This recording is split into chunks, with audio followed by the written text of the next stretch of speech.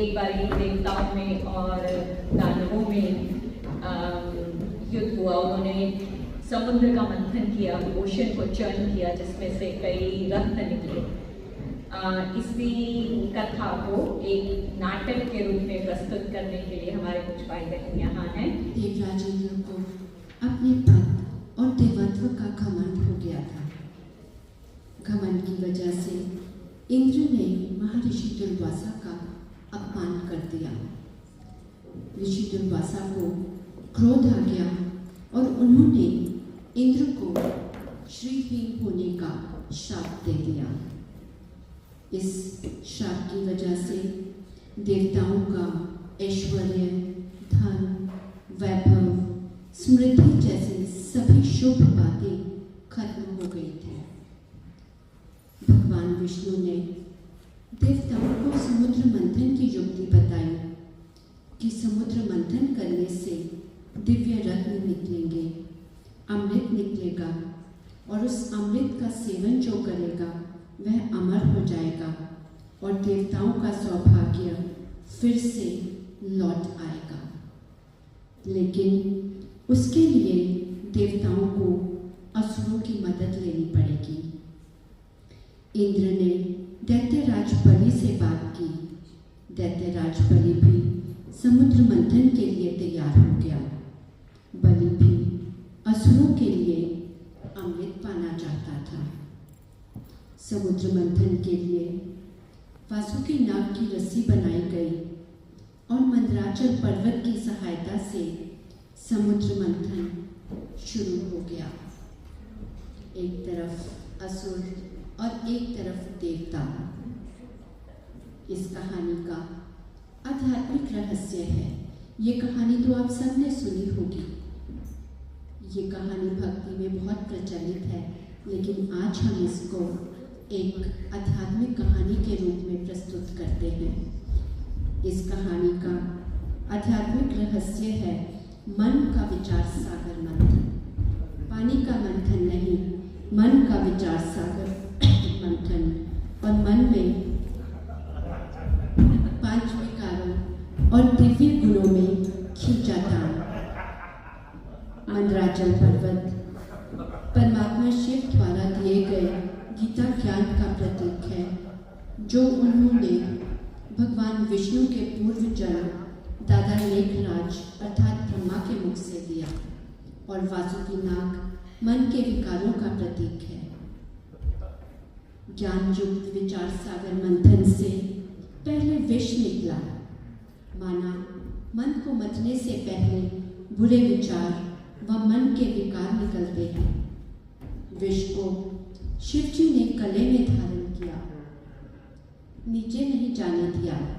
माना हमें भी बुराइयों को अपने अंदर नहीं जाने देना है और परमात्मा शिव को अर्पित कर देना है। मंथन से एक एक करके 14 रत्न निकले। उनमें से 8वां रत्न था देवी लक्ष्मी, जिन्होंने विष्णु जी का वरण किया। इससे ये सीख मिलती है कि भले लक्ष्मी को सभी पाना चाहते हैं, परंतु लक्ष्मी उन्हीं को मिलती है जो धर्म, कर्म, विचार सागर मंथन, ज्ञान की धारणा और सर्व के कल्याण हित काम करते हैं। ऐसे करते करते और रत्न निकलते गए। 13वां और 14वां रत्न धनवंतरी और अमृत कलश निकला।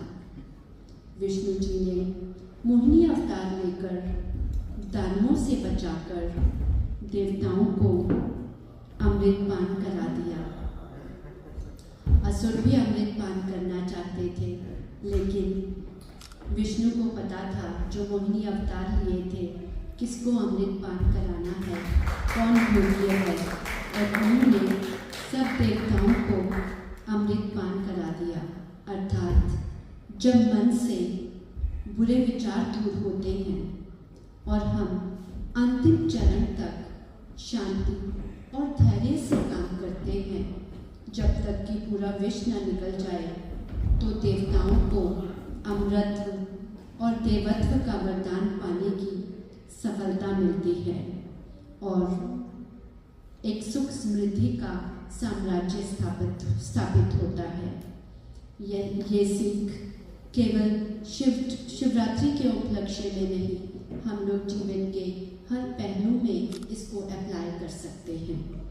जीवन में हर शुभ काम करते, आने वाली मुश्किलों का धैर्य से सामना करते अंत तक डटे रहना है, जब तक कि हमें सफलता नहीं मिल जाती।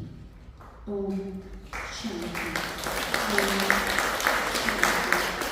किसी भी सत्य राह की तरफ चलते हैं तो मन से बहुत सारी नेगेटिविटीज बाहर निकलती हैं, तो ऐसा लगता है कि इससे अच्छा तो हम पूजा पाठ करें ना, भगवान को याद ही ना करें। लेकिन वो विश पहले निकलना बहुत ज़रूरी होता है, तो इसलिए घबराना नहीं होता। सत्य की राह पर चलते चलते सबसे पहले विश ही निकलता है। मन में बुरे विचार, भावनाएं जो अंदर हमने दबा के रखी हैं वही पहले निकलती हैं, लेकिन वो जब सफाई होती है उसके बाद ही अमृत निकलता है, जिससे हमारी अपनी डिग्निटी बाहर आती है। तो बहुत सुंदर इस नाटक के माध्यम से हमारे भाई बहनों ने इस चीज़ को प्रस्तुत किया। Thank you everyone.